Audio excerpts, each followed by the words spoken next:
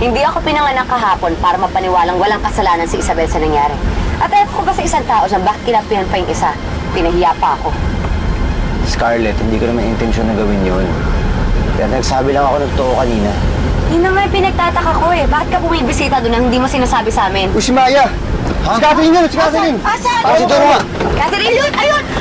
Catherine! Catherine! Sige, saliputan. Asan Diaz? Ayun o! Catherine! Maya!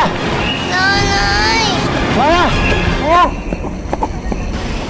Maya! Ano po yan? Saan ka ba nagpupunta? Kanina pa kita hinahanap. Sorry, akala ko yung pamakin ko eh. Pasensya na ako kaya.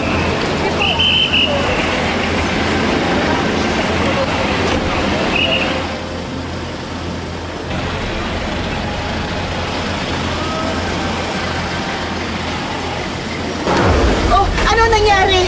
Eh, tita, negative ho eh. Yung Catherine yung bata. Oh, hindi siya.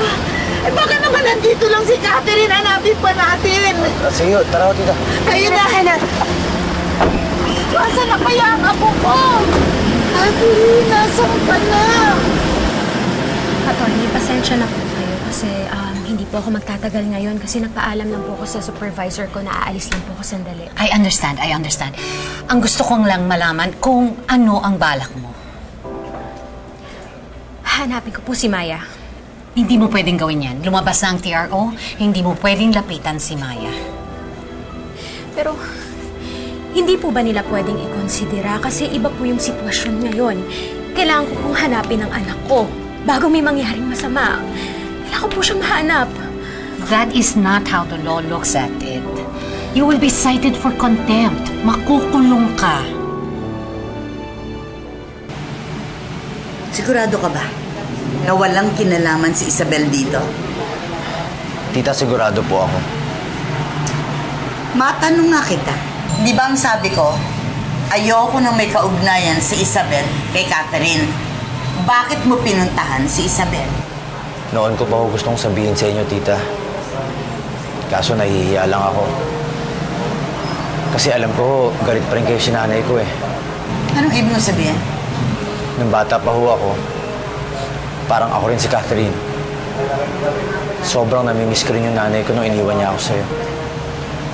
Kaya naiintindihan ko si Catherine.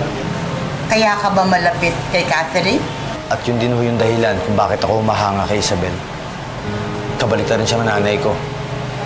Nabas na lang ako iniwan sa poder niyo at hindi na lang ako binalikan. Nagsisisi ka ba na ako ang kumupkup sa'yo? Hindi ba ako naging mabuting ina? Tita, utang na loob ko sa inyo ang buhay ko. Naging mabait kayo sa akin kahit hindi niyo ako tunay na anak. Parang si Isabel. Kahit hindi niya tunay na anak si Catherine, ginawa niya ang lahat para mahalin ang apo niyo. Hanapin ko po si Maya. Teka, sandali. Hindi kaya hinanap ka ng anak mo kaya naglayas? Opo, naalala ko po na nabanggit ko sa kanya na nagtatrabaho ako sa Pasay. Eh baka natandaan niya po yun, tapos hinahanap niya ako dito sa Pasay. Isabel, kailangan mag-iingat ka na sa sasabihin mo kay Maya. Gulong-gulo ang isipan ng bata, lalo na nasa bagong sitwasyon siya.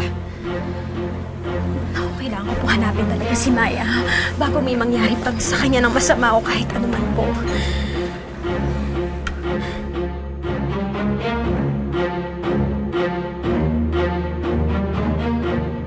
Madam Matilda, nag-deploy na po ako ng mga taong hahanap kay Catherine. Suggestion ko, bantayan ang bawat kilos ni Isabel.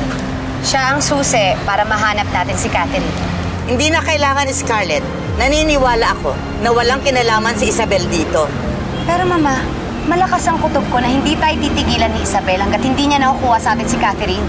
Nag-usap na kami ni Jonas. Diaz, ikaw ang bahala. Gawin mo ang lahat ng paraan na maibalik mo sa akin ang apo ko. Sige, babalitaan ko na lang po kayo sa paghanap namin dito.